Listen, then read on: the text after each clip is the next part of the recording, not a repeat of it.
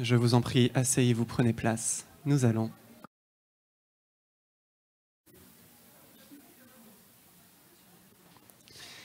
Amis du Monde Nouveau, on se retrouve pour cette deuxième rencontre inspirante de l'après-midi avec Caroline Desmarais. Caroline, tu es volontaire chez les pompiers de l'Hérault. Est-ce que tu peux d'abord me dire, pour faire connaissance avec notre public, est-ce que tu peux me dire quel a été le meilleur cadeau de Noël que tu aies reçu? Alors, super bonne question.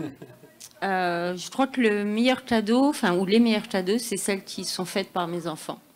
Je leur ai toujours dit que je préférais pas qu'ils dépensent de l'argent, qu'ils se le gardent, mais les cadeaux faits de leurs propres mains, maintenant, j'en ai 4, 3 très grands et un petit dernier qui a 7 ans. Les plus beaux, c'est ceux-là. C'est les dessins avec des petits mots d'amour. Voilà. Pour moi, c'est les plus beaux. Les cadeaux qui viennent du cœur. Ouais, exactement. C'est ça. Est-ce que, donc tu es volontaire chez les pompiers, est-ce que tu peux me raconter pourquoi? Comment t'en es arrivé à avoir ce rôle et à t'engager de cette manière? Alors, j'ai commencé les sapeurs-pompiers volontaires à 16 ans, à l'époque. Donc, c'était assez jeune, ce qui a étonné mes parents. Alors, pourquoi? Je pense que ça va vraiment étonner beaucoup de monde. À 7 ans, mes parents ont eu la très très bonne idée de me montrer le film La Tour Infernale. Voilà, je peux vraiment vous garantir, pendant des années, ça m'a un peu hanté comme film. À la maison, je vérifiais toujours si les prises étaient bien mises, s'il n'y avait rien. Pendant très longtemps, j'ai dit que c'est un métier que je voulais absolument pas faire. Et je pense que ça a germé, au contraire, de dire de faire de la prévention, d'aller combattre les incendies. C'est quelque chose qui me porte à cœur. Après, je pense que si ma maman, elle me dirait que j'étais assez garçon manqué aussi à l'époque. J'étais assez casse-tout entre deux frères. Je crois que j'étais la plus casse-tout d'ailleurs. Et voilà. Et c'est ça qui m'a donné cette envie de cet engagement, et surtout à 16 ans.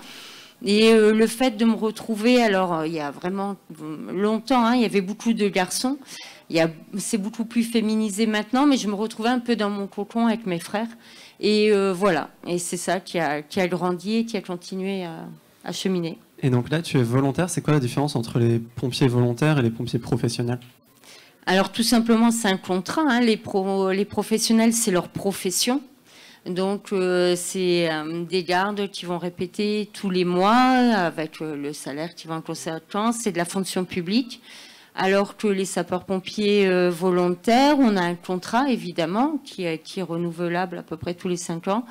Mais c'est sur la base du volontariat, de la vocation. Celui qui a envie d'arrêter, il arrête. Il a quand même un peu... on leur demande de faire des gardes, mais celui qui a besoin d'une pause pour X ou Y raison, il peut mettre un terme, tout simplement arrêter. Ça ne remettra pas en cause sa profession, puisque souvent il l'exerce en parallèle. Et voilà, c'est surtout ça la différence. Un, c'est vraiment une profession, et l'autre, c'est plus la vocation, même si mes collègues professionnels aiment énormément leur métier. Donc toi, tu passes beaucoup de temps à exercer ce rôle de pompier, mais en tant que volontaire, donc tu as une activité à côté aussi, une activité professionnelle, ou c'est vraiment, tu passes beaucoup de temps en caserne? Alors, j'ai 2 activités en dehors. Donc, je suis enseignante sur 2 lycées où j'ai des classes jusqu'à la terminale. Après, je suis maire d'une petite commune. Et je suis donc SPV, donc je suis formatrice en secourisme. Donc, c'est là où je passe beaucoup de temps. Et après, comme tous mes collègues, on fait des gardes de nuit le week-end. Alors, moi, je suis sapeur-pompier à Clermont-Lérault. Donc, c'est un week-end par mois, donc du vendredi soir au dimanche soir. Après, les plannings sont affinés pour essayer aussi de ne pas avoir tous les jours du week-end pris. Et après, c'est environ une nuit par semaine où on est soit d'astreinte, donc on reste à la maison, on nous appelle, ou alors en garde postée. Et là, on dort à la caserne de 7h à 19h, de 19h à 7h du matin. Oui, donc, avec toutes ces activités, tu arrives à tout faire, quoi. C'est mon côté un peu hyperactif, mais il y a beaucoup de mes collègues qui ont aussi des activités très prenantes. On a des artisans, on a de la fonction publique, on a d'autres personnes. Voilà, il y en a qui travaillent au forestier sapeur. Enfin voilà, il y a beaucoup de personnes qui s'investissent, qui ont un travail Et voilà. Et quand on est pompier volontaire, du coup, on peut être sur plusieurs... Enfin, il y a des activités différentes, c'est-à-dire qu'on peut décider, par exemple, plutôt de faire de la formation, ou alors plutôt de faire des interventions. Alors, on fait un peu de tout en fonction de ce qu'il y a besoin là où on exerce. Alors, l'avantage des sapeurs-pompiers, c'est cette polyvalence. Donc, la polyvalence nous permet de faire, bien sûr, le secours à personne. Hein, c'est environ 80% de nos interventions. Donc, quand je suis formatrice, c'est ce que j'essaye de dire aux personnes, hein, parce que des jeunes rentrent, et féminins ou masculins, et souvent ils ont un peu l'image de toutes les séries qu'on peut voir, c'est-à-dire le pompier qui arrive, il donne un gros coup de pied dans la porte, il monte au deuxième étage, il ramène l'enfant, évidemment sans appareil respiratoire isolant. Et des fois, voilà, il faut dire, ça peut arriver, alors bien sûr avec des EPI, hein, des équipements de protection individuelle, mais c'est 80%, c'est de secours à personne, et dans ces 80%, il y a un peu de tout, hein, dans les milieux sociaux, et c'est bien aussi de les confronter à cette réalité, de leur dire oui, il y a des incendies, mais il n'y a pas que ça. Et donc après, il y a les spécialités, vous pouvez avoir de tout, vous pouvez avoir le milieu périlleux, vous pouvez avoir la plongée, vous pouvez avoir le SAV, hein, pour tout ce qui est dans les recherches inondations et autres. Après, donc, vous avez la formation. Il y a des sapeurs-pompiers aussi bien professionnels que volontaires qui font de la formation. Moi, je me suis orientée beaucoup plus sur le secourisme parce que ça fait très longtemps que j'en fais. Mais voilà, par contre, on demande quand même de faire des gardes puisque c'est quand même le nerf du métier. Et après, les spécialisations, ça vient à côté. Et aujourd'hui, c'est quel profil et à partir de quand on peut devenir pompier volontaire? Et c'est quoi le processus pour devenir pompier volontaire? Alors, on commence à partir de 16 ans. Au niveau de la loi, c'est 16 ans. Hein, donc, jusqu'à 65 ans, ça c'est pareil, c'est la loi. Donc, de toute façon, le profil, ça va être un peu tout le type de personnes. Hein. La direction du SDIS 34 font vraiment une campagne de sensibilisation et de communication pour dire, voilà, on a besoin de tous et de tout le monde surtout. Voilà, pour recruter les personnes. On a souvent l'image de cet homme très bodybuildé, enfin voilà, avec des choses. Et c'est évidemment que des fois, il faut de la force, mais il faut aussi être malin, il faut être intelligent, il faut être sensible, il faut être empathique, sans rentrer à chaque fois dans les extrêmes. Et donc, on a besoin de tout le monde. De toute façon, le seul critère éliminatoire, c'est le service de santé. Eux, ils ont des critères définis, hein, sur tout ce qui peut être des pathologies particulières, hein, l'asthme, le cœur ou autre. Mais ça, c'est vraiment leur domaine et c'est eux qui pourront dire aux personnes ce qu'il faut faire. Et sinon, le SDIS 34, sur leur site, maintenant, donc là, j'ai ramené des flyers. Ici, ou si les personnes sont intéressées. Mais sinon, sur le site du SDIS 34, vous avez justement, comment dire, pour remplir en ligne, pour commencer à dire, voilà, où j'habite, quelle est la caserne dont je vais dépendre. Et à partir de là, ça va aller au chef de centre de la caserne et ça va revenir au fur et à mesure. Et dans cette activité de pompier volontaire, qu'est-ce qui t'anime, toi ? Qu'est-ce que tu aimes faire dans cette activité et pourquoi en fait tu fais ça depuis autant de temps? Je me suis pas trop posé la question. En fait, j'aime beaucoup, c'est qu'on ne sait jamais ce qu'on va faire en intervention. Il y a des métiers qui peuvent être un peu routiniers. Les pompiers, vous prenez votre garde et vous savez jamais sur quoi vous allez tomber. Et même les tickets de départ, des fois, peuvent être très trompeurs. Hein. Vous pouvez arriver sur une plaie au genou et en fait, vous avez un membre semi-arraché. Voilà, vous pouvez aller... Plaie, ça. Oui, voilà. Vous pouvez arriver sur la mise au monde d'un bébé, alors que voilà, vous pensiez même pas que ça allait vous arriver.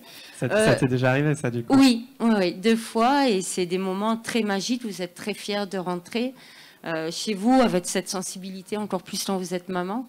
Voilà, c'est ce fait, c'est de jamais savoir sur quoi on va tomber, de compter sur les collègues aussi, parce que des fois, il y a des très beaux événements, des fois, il y en a beaucoup moins. D'avoir un contact avec la population, avec les personnes, avec les autorités aussi. Des fois, ça peut être la préfecture, la sous-préfecture, même la hiérarchie, des fois, sur certains gros feux. Donc ça, c'est intéressant aussi de pouvoir échanger. Et tu disais que quand tu as commencé, c'était un milieu très très masculin. Ça l'est un peu moins aujourd'hui, mais à quel c'est quoi les proportions à peu près entre hommes et femmes qui sont pompiers volontaires? Alors, dans l'Hérault, j'ai regardé, hein, il y a 3400 à peu près sapeurs-pompiers. Je crois qu'on est 610 féminins. Donc, c'est bien, ça monte.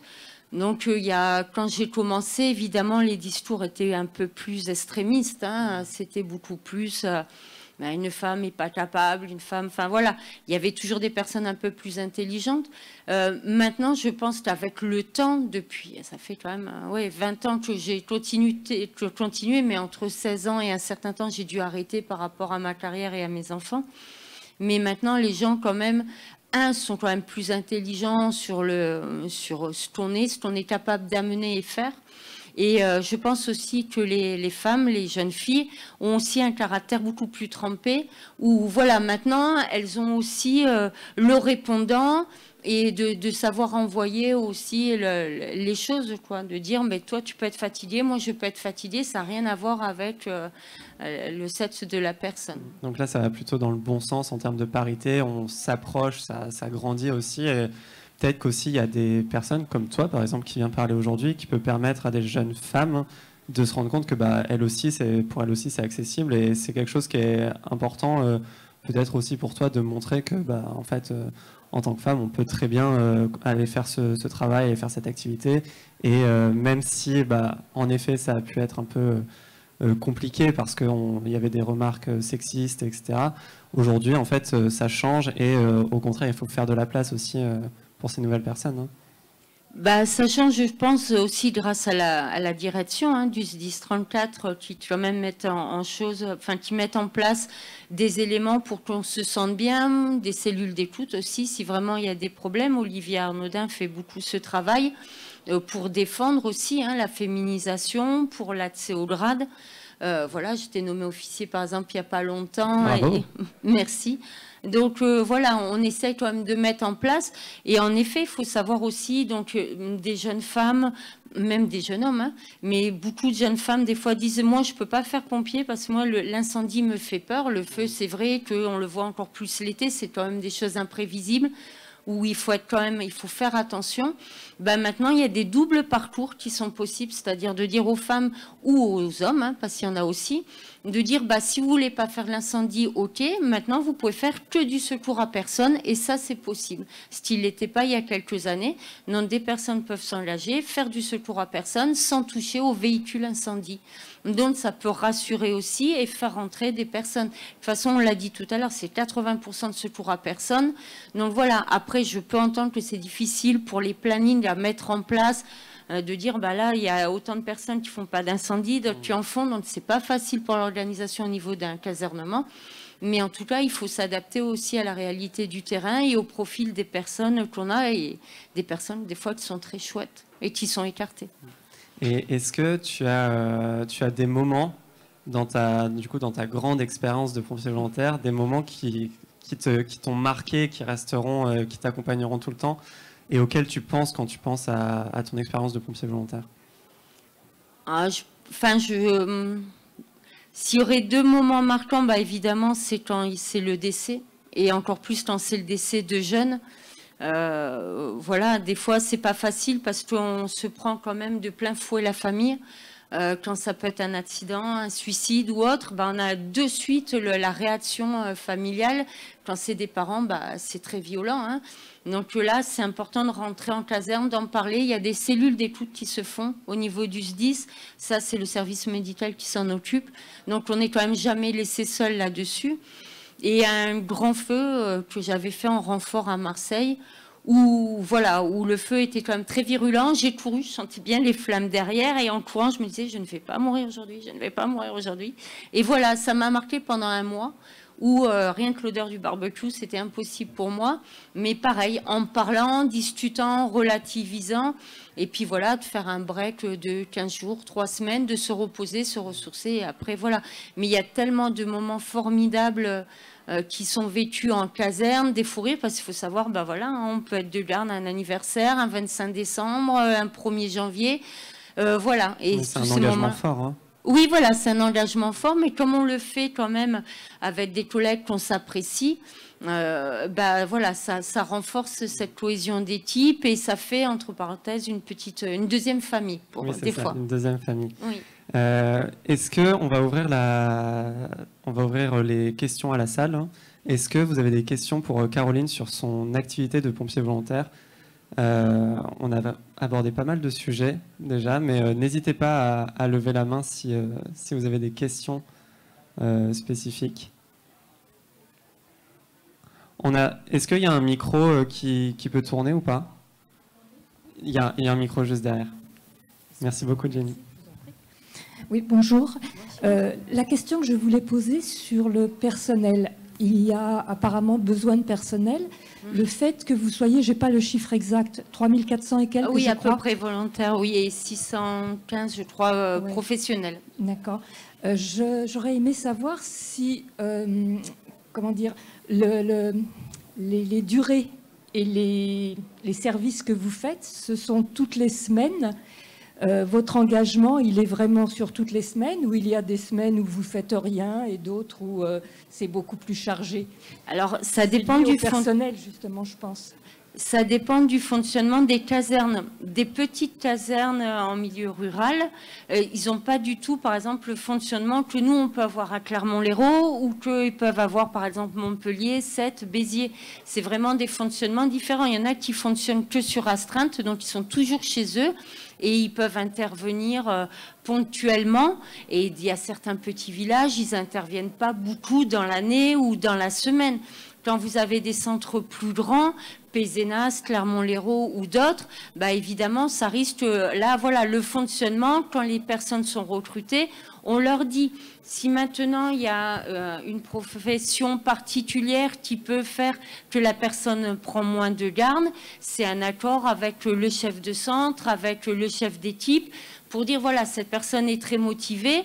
Mais voilà, par exemple, on avait des personnes qui travaillaient dans des entreprises où ils commençaient à 5 heures du matin. C'était évident qu'ils ne pouvaient pas faire leur nuit de garde parce qu'il fallait qu'ils dorment, parce qu'ils devaient prendre la voiture ou autre. Donc là, après, c'est aussi du bon sens. Et c'est à ça que tout le monde, enfin, je pense que la direction est sensible et qu'ils essayent d'adapter au profil maintenant des candidats. De plus dire, vous allez vous adapter à nous. Et c'est plus dans l'autre sens, de dire, on a besoin de monde. Nous, on va s'adapter à vous. Tout en essayant de faire en sorte que voilà, le secours à personne soit assuré, c'est ça le plus important. Ok, ça veut dire que dans chaque ville ou village, il y a justement une caserne et qu'il y a besoin. Lorsqu'il y a des besoins, il n'y a pas forcément de regroupement. Or, lorsqu'il y a les grands feux, on l'a entendu, mais sinon d'une caserne à l'autre, il n'y a pas de regroupement pour aller intervenir sur une situation? Alors si, c'est obligatoire. De toute façon, vous avez le SDACR, donc c'est un document qui dit que dans autant de temps, les sapeurs-pompiers doivent intervenir. Ça, c'est au côté écrit. Si pour une raison ou pour une autre, une caserne est défaillante, entre guillemets, parce que les gens travaillent ou il manque de monde, c'est la caserne qui est un petit peu plus loin qui va faire la solidarité. C'est obligatoire, on n'a pas le droit.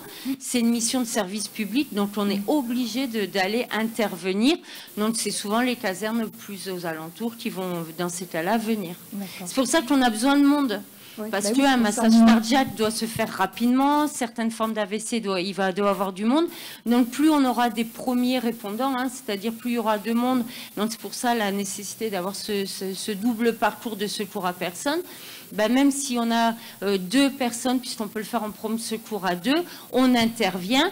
Et des fois, c'est notre caserne qui vient en disant « Ok, vous êtes intervenus, nous, on va transporter pour vous, pour les collègues. » Ok, d'accord, merci.